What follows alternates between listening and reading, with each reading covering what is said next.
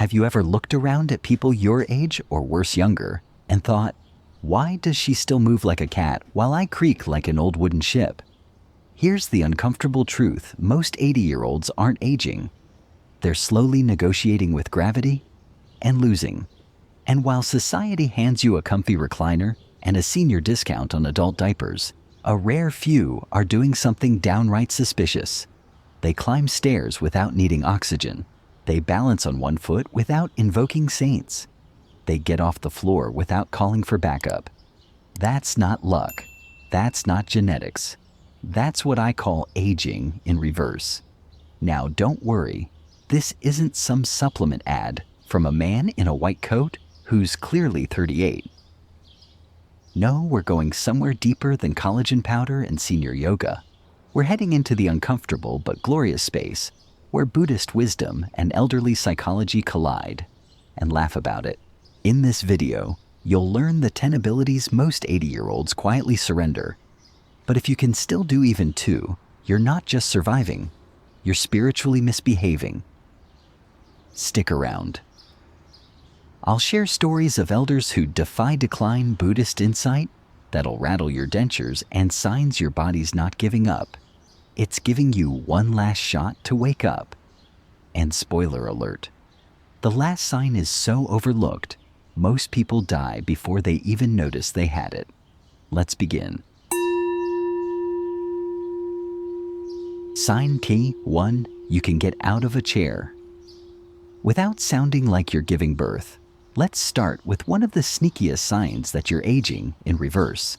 You can get out of a chair without help and without sounding like you're being exercised. Yes, that little groan you make when you rise, that's not just air escaping. It's the soft whisper of mortality. And if you're not making it, congratulations, your legs haven't completely signed the resignation letter yet. Now don't underestimate this movement. Standing up from a chair without using your hands involves your quads, glutes, core balance, and just a little defiance against entropy. It's not some throwaway motion. It's a spiritual protest. In Buddhist monasteries, elders don't get a pass to sit around. They sweep, they bow, they rise slowly but steadily. Why? Because motion, no matter how humble, keeps the flame lit. Let me tell you about Earl. 84, widower, former military, still uses a flip phone. He told me once, "The day I need help getting off the toilet is the day I take up drinking." But you know what he did instead? He started doing chair squats every morning before brushing his dentures. Not for Instagram, not for six-pack abs, just so he could keep standing up without crying for divine intervention. And that's the thing, we lose this ability gradually. First, you lean on the table. Then you need 2 hands. Then one day you're trapped in your recliner like a polite hostage waiting for a nurse. But if you still push up with your legs alone, no groaning, no wobbling, no prayer, you've got something rare, functional power. That's not just health. That's freedom. In elderly psychology, we call this a gateway skill. Because once standing becomes a challenge, people start sitting more. And sitting leads to shrinking of muscle, of will, of confidence. So try this. Next time you stand, ask yourself, are your hands cheating or are your legs still proud? If you can rise with grace, or at least without sounding like a rusty accordion, you're not just aging, you're resisting gravity like a Zen warrior. And if you can do that, type 1 in the comments. Then get up and go show that chair who's boss. Because it's not the sitting that ages you. It's forgetting how to rise. Sign 2. You can still walk like you're late for something, even if you forgot what it was. Here's a fun test when you walk. Do you look like someone trying to catch a bus? Or like someone being escorted by invisible ghosts? Walking speed may sound like a boring metric until you realize it's one of the strongest predictors of longevity. No joke. A Harvard study found that brisk walkers outlive their slower peers, which basically means if you walk like you've got somewhere to be, death waits respectfully on the curb. But let's get brutally honest. Most people over 80 aren't walking. they're drifting, shuffling, moving like their feet are negotiating a ceasefire with the carpet. Why? Because over time, we start confusing caution with collapse. First, it's "I'm just being careful." Then it becomes "I'll skip the walk today." Then one day, even walking to the fridge feels like a hike. And that's when the body gets the memo. Ah, we're done being alive. Got it. But if you can still walk briskly, purposefully, without needing a bench every 50 feet, you're not just mobile. You're still engaged with life. Your cardiovascular system is humming, your lungs are pumping, and your spirit hasn't called it quits. Let's talk about Margaret. 81. She walks around the block every morning with a tote bag full of nonsense, half a crossword, a tangerine, and a rock she thinks is shaped like Elvis. When asked why she walks so fast, she says, "Because if I stop, the fog comes in." The fog, that's what we Buddhists call tamas in the mind, the sleepy, heavy quality that creeps in when you stop moving. The antidote: keep walking like you're about to miss a train to your own funeral. In Buddhist monasteries, walking meditation is a sacred practice. It's not about speed, but about intention. Every step says, "I'm still here. I still choose this body. I still choose this moment." So next time you walk, don't just stroll. Move like you mean it, like you've got somewhere to be, even if it's just back to your chair to finish this video. And if you can still walk briskly for 20, 30 feet without needing to collapse into a decorative hedge, type 2 in the comments. That momentum in your step. That's not just mobility, it's resistance to decay wrapped in rhythm. Because when you walk like you're alive, life tends to keep showing up. Sign 3. You can still balance on one foot without meeting the floor. Face first. Now, let's talk about balance. Literal balance. Not the spiritual kind where you're trying to forgive your ex while paying bills. I mean the physical kind, the stand on one foot without kissing the linoleum kind. Here's the brutal fact: most people over 80 can't balance on one foot for 10 seconds. And no, it's not because they're being humble. It's because the body, when ignored, starts to outsource basic tasks to gravity. Balance is your body's way of asking, "Are we still friends?" And when it goes, it doesn't just walk out quietly. It slams the door on your independence. Falls are the #1 cause of injury in older adults. But here's the twist: balance is not a leg problem. It's a brain-body-spirit conversation. Let me introduce you to Clara. 86. Wears orthopedic shoes with rhinestones on them. She realized her balance was slipping when she leaned over to tie her shoe and accidentally headbutted her cat. That's when she started practicing the flamingo pose every morning while brushing her teeth. And no, not on purpose, it just became her way of staying vertical without grabbing the sink like it owed her money. Here's the Buddhist kicker in Zen: balance is considered a reflection of inner alignment. The body and mind must cooperate in silence. When your mind is racing or your nerves are fried, your balance goes out the window, usually followed by your hip. Try it now. Stand near a counter. Lift one foot. Can you stay up for 10 seconds without swearing or pinwheeling your arms like a drunken sea captain? If you can, type 3 in the comments. Because this isn't just a party trick. This is neurological strength. It means your proprioception is intact, your cerebellum hasn't gone on strike, and your ankles still have a sense of humor.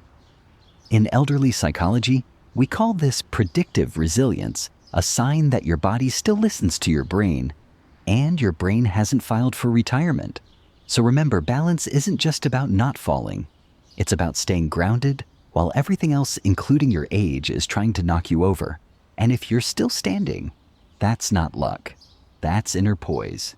That's Buddhist elegance. That's proof you've still got at least one foot in the game. Sign 4. You can still get down to the floor and back up without summoning a priest. There comes a certain age where getting down on the floor starts to feel like a spiritual gamble, because once you're down there, the body starts negotiating. So, do we live here now? But if you can still get down to the floor and rise again without assistance, you, my friend, are a rare and enlightened mammal. Let's not sugarcoat it. Most people over 80 avoid the floor like it's lava. Not because they hate the carpet, but because deep down they're not sure they can get back up without the assistance of a loved one, a crane, or divine intervention. But here's the thing, getting down and back up is the full-body symphony of aging well. Legs, core, arms, balance, flexibility, coordination, and courage. Because it's not just physical, it's existential. Let me tell you about Frank. 83 years old. His great-granddaughter invited him to play a board game on the floor. He smiled, then hesitated. Not because he didn't want to, but because he wasn't sure if he could rise again without having to fake a medical emergency. That night, he sat with that hesitation like a Zen monk with his demons. The next morning, he started doing slow kneeling drills next to his bed. Week by week, he turned his floor fear into what he now calls his ground game. Why does this matter? Because in Buddhist psychology, our relationship with the floor is our relationship with humility. The floor is the great equalizer. When we avoid it, we avoid the parts of ourselves that are vulnerable, low, unglamorous. In monastic training, elders choose to sit, kneel, and bow daily, not because they have to, but because they want to stay intimate with the earth. You fall less when you're not afraid of falling. So try this. Can you kneel, sit, or lie down on the floor, and then get back up without panicking or inventing a creative injury if you can type "ma4" in the comments? Because that means your strength, coordination, and spirit are still on speaking terms. And if you haven't tried it lately, give it a go gently. Because the floor isn't your enemy. It's your teacher. And every time you rise from it, you're not just proving your fitness, you're proving your faith in yourself. Sign 5. You can carry a grocery bag without bargaining with the universe. Let's talk about one of life's most underrated tests of vitality, carrying a full grocery bag without stopping to negotiate with your rotator cuff, your past life karma, and the nearest shrub for emotional support. Now, carrying a bag of apples and oat milk might not seem like a big deal until it suddenly becomes a Herculean task. You don't notice it coming. One day you're slinging 2 bags like a warrior monk, and the next you're whispering, "Dear God, why does this cantaloupe feel like a bowling ball?" But if you can still carry a loaded grocery bag, no grimacing, no shifting side to side like you're walking through an earthquake, then you're doing more than shopping. You're flexing your spiritual and muscular independence. Let me introduce you to Walter. 80 years old, quiet, old school, still pays in cash. Used to carry all his groceries in one trip like a champion. Until one day, midway up the stairs, he had to stop and sit on a bag of frozen peas for support. That day, Walter didn't cry. He didn't curse. He just sat there and muttered, "Well, that's new." Then he began his comeback, squeezing tennis balls for grip strength, lifting canned beans like they were sacred relics, doing push-ups against the kitchen counter while waiting for his toast. 2 months later, he didn't just carry the groceries again. He added a watermelon for flair. Because that's what real strength is. It's not about muscle. It's about not giving up when life starts to weigh more than it used to. From a Buddhist lens, this is the path of karma yoga, using your daily tasks as spiritual training. Carrying weight isn't a chore, it's a meditation. Each lift is a reminder that you're still capable of holding up your corner of the universe. In elderly psychology, this is called functional strength, the kind that actually matters, the kind that lets you stay independent, do your laundry, bring in groceries, and carry your life with your own 2 hands. So ask yourself, when you carry that bag from the car to the kitchen, are you struggling or striding? If you can still lift, carry, and move with grace, or at least without needing to confess something afterward, type 5 in the comments. Because that's not just strength. That's a sign that your body still trusts you to show up. And that is spiritual muscle at its finest. Sign 6. You can climb a flight of stairs without feeling like you've seen the afterlife. Let's get one thing straight. Stairs don't lie. You can fool your friends, your doctor, and even your Fitbit. But walk up 12 steps, and your body will confess everything. If you can still climb a flight of stairs without pausing halfway to make peace with your ancestors, congratulations, you're aging in reverse and possibly powered by prayer and dark chocolate. Why are stairs such a big deal? Because they're a compound challenge. Leg strength, lung capacity, heart rhythm, balance, coordination, and stubbornness, all working together in one glorious gravity-defying ritual. Now, meet Irene, 82, stylish, former ballroom dancer, hadn't used stairs in 2 years because a small fall left her rattled. Elevators became her sanctuary. Then one day she visited her daughter, whose only bathroom was upstairs. After 2 steps, she said she saw her life flash before her eyes, including decisions she hadn't even made yet. That moment didn't just embarrass her, it awakened her. The next week, she started small. 3 steps. Breathing deep. 1 railing, 1 hand, 1 determined foot at a time. Within a month, she wasn't just taking stairs, she was owning them. And she smiled every time like she'd just stolen something from the Reaper's pocket. From a Buddhist view, every stair is a koan. Will you rise or will you resist? Will you see it as suffering or as a teacher in disguise? The body may age, but the breath can still carry you if you let it. Stair climbing in elderly psychology is called a cardiopulmonary snapshot. If you can climb without stopping, your heart's pumping. Strong, your lungs are oxygenating. Like pros, and your muscles are still showing up to work without filing a complaint. Try it. Can you walk up 10 to 12 steps without grabbing the railing, whispering apologies to your knees, or needing a support group at the top? If yes, type 6 in the comments. Because that's not just physical ability, it's vitality with altitude. And if you're struggling with stairs right now, start small. Practice breathing, leg lifts, and gratitude. Because each step you climb is a quiet rebellion against decline. And because one day, if you keep at it, those stairs will stop feeling like a mountain and start feeling like freedom.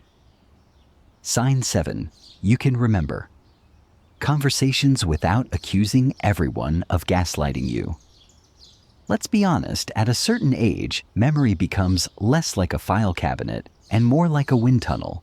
You open the drawer, and instead of information, you get a vague breeze and the sound of distant jazz.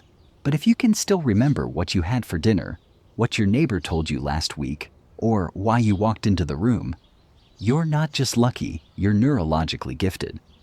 And possibly on a first-name basis with your hippocampus. Now look, we all forget things.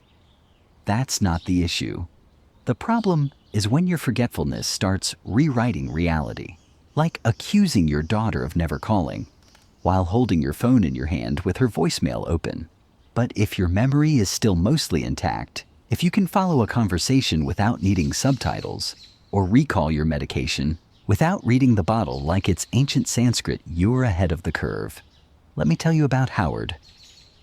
84, retired teacher, still remembers his childhood phone number, his 3rd grade teacher's perfume, and the exact words his wife said the day they met. When asked how he stays so sharp, he said, I treat my brain like a garden. I water it with curiosity, not with complaints. That's elder poetry right there. In Buddhist psychology, memory is tied to mindfulness. When you are truly present, you record life differently. The mind, like a camera, needs stillness to focus. But if you're distracted, worrying, rushing, your brain's just snapping blurry shots of everything and filing them under meh. So what keeps memory sharp? Reading, learning, laughing, listening, living. You don't need crossword puzzles, you need meaning. You need surprise. You need stories that make your brain want to stay awake. In elderly psychology, this is called cognitive reserve. Your brain's backup battery, built over decades of engagement challenge and not watching 14 hours of television a day. Try this. Can you recall a conversation from last week? A detail from a book you read? What your grandkid told you over lunch? If yes, type 7 in the comments. Because that kind of clarity isn't common after 80. It's a rare blend of biology attitude and inner peace. And if you're forgetting more than you'd like, don't panic. Just engage, speak, listen, read, reflect. Because memory isn't just retention, it's a side effect of being truly alive. Sign 8, you wake up, refreshed, not just relieved you're not dead. Let's talk about mornings. Specifically waking up without feeling like you've been gently hit by a bus full of regrets. If you're over 80 and still rise, feeling clear, steady, and maybe even excited to face the day, you're not just sleeping well, you're time traveling like a spiritual ninja. Because here's the truth, most older adults don't sleep. They nap in rotations. They wake up at 2 a.m., 3 a.m., 4, 12 a.m., and again, just to check if they're still breathing. Then they spend breakfast wondering why they feel like a half-charged flip phone from 2004. But if you can fall asleep within 30 minutes, stay asleep most of the night, and wake up without needing caffeine, prayer, or CPR, you're defying entropy itself. Let's meet Ruth. 86. Elegant, sharp, and annoyingly cheerful before 7 a.m. She used to wake up groggy and annoyed, snapping at toast and forgetting why she walked into the bathroom. Her doctor offered pills. She declined. Instead, she dimmed the lights an hour before bed, stopped watching TV after dinner, and started sitting quietly with a candle and chamomile like some kind of mystical grandma. 2 weeks later, her sleep returned, and so did her sass. She said, "I don't need more medicine. I need rhythm. I need peace." And that's it. Sleep is healing. Not just physical, but spiritual recalibration. In Buddhist thought, sleep is a mini-death, a nightly surrender where the ego dissolves and the body repairs. If you wake up feeling refreshed, it means your inner systems are working in harmony. Your nervous system is relaxed. Your hormones aren't having a family feud. Your soul didn't get lost in dream traffic. In elderly psychology, deep sleep is linked to immune strength, memory retention, emotional stability, and even reduced risk of dementia. It's not a luxury, it's the foundation. So here's your test. Do you wake up feeling alive or just unburied? Can you stretch your arms in the morning without needing a moment of silence for your spine? If so, type 8 in the comments. Because waking up refreshed isn't just a fluke. It's a sign your body still remembers how to heal. And if you're not there yet, try what Ruth did. Unplug. Breathe. Let the night be sacred again. Because good sleep isn't the end of your day, it's where your comeback begins. Sign 9.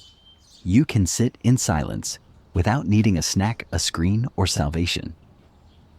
Let's get weird. Let's talk about silence. If you can sit for 15 minutes, no music, no screens, no snacks, no just checking your phone, you're not just aging well, you're spiritually bulletproof. Most people over 80 can't do it. Not because they can't hear, but because silence is terrifying. It's where the ghosts live, the regrets, the awkward family memories, the dreams that didn't quite make it. And of course, the eternal question, did I leave the stove on in 1972? But if you can sit still with nothing but your breath and your heartbeat for company, you've reached a level of inner peace most people never touch. Let me tell you about Linda. 87, widowed, retired librarian. She sits on her porch every morning with her hands folded like she's waiting for God to apologize. No phone, no crossword, just her, the wind, and the birds. When asked why, she said, "If I can't enjoy my own company by now, I've wasted a whole lifetime training for nothing." Silence is not empty. In Buddhism, it's sacred. It's the gateway to awareness. It's the mirror that shows us who we really are without makeup, without stories, without distraction. You see, people don't fear getting old. They fear being left alone with their thoughts. They fear what the silence might say. But here's the plot twist. If you can sit in silence without reaching for comfort, your nervous system is thriving, your brain is resilient, your spirit has stopped screaming for external validation. You finally made peace with the inner roommate who never shuts up. In elderly psychology, this is called emotional regulation, the ability to be with yourself without spiraling. It's the gold standard of aging gracefully. And it's rarer than good knees in a bowling league. So try it. No distractions, no tasks. Just sit. 10 minutes. 15 if you're brave. Can you do it without inventing a reason to check the mail or realign the coasters? If so, type 9 in the comments. Because you've mastered something most humans never will: the art of being without doing. And if you hated it, that's fine. Do it again tomorrow. Because in the end, silence is the only conversation you never lie in. Sign 10. You can laugh at yourself without needing anyone else to approve. Now, we arrive at what may be the rarest sign of all: you can laugh at yourself. And not just because you forgot where you put the milk. If you're over 80 and still capable of chuckling at your own quirks, contradictions, and cosmic bloopers, you're not just aging in reverse. You've become emotionally untouchable. You're enlightened, but funny. A walking Zen koan with dentures. Here's why this matters. Most people take themselves way too seriously, especially when the body starts to decline. Every slip becomes a crisis. Every forgetful moment is a tragedy. Every fart in public is an existential threat to their dignity. But not you. You dear elder laugh when your pants are inside out. You grin when you call the microwave the radio again. You even snort when you forget your own punchline. And that's not senility. That's emotional flexibility. That's grace under absurdity. Let me tell you about Muriel. 85, former nurse, widowed twice. One morning she looked in the mirror, paused and said, "Well, I wouldn't date me either." Then she burst out laughing and went off to make tea. She didn't shrink from the moment. She didn't run to Instagram for validation. She laughed not because she gave up, but because she woke up. In Buddhist thought, laughter is the sound of ego loosening its grip. When you laugh at yourself, you're not self-deprecating, you're self-liberating. You're stepping outside your own storyline and realizing that life is absurd and beautiful anyway. In elderly psychology, this is called positive reframing, the ability to reinterpret your own failures with warmth instead of shame. People who master this tend to live longer, recover faster, and suffer less. Not because they're naive, but because they've stopped needing life to be fair. So ask yourself, when was the last time you made a mistake and genuinely laughed instead of hiding it? When did you last let the moment be ridiculous without trying to fix it?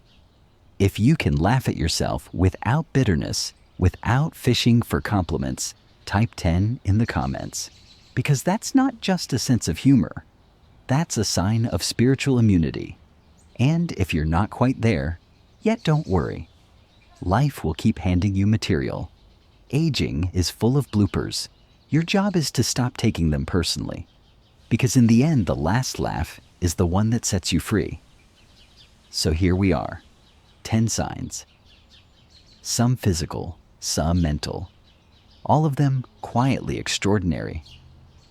If you recognized yourself in even a few of these, you're not just surviving your 80s, you're dancing with them. And if you didn't, don't panic. The moment you notice what's slipping, you've already started the work of reclaiming it. Aging isn't the villain.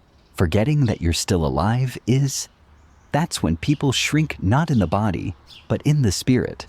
They trade curiosity for fear, movement for stillness, presence for reruns. But you're still here, still getting up, still breathing with intent, still laughing when the milk ends up in the cupboard. In Buddhism, they say enlightenment isn't some lightning bolt. It's waking up to the moment you're in. again and again, especially when your knees crack and you forget your neighbor's name. So be proud of what you can still do.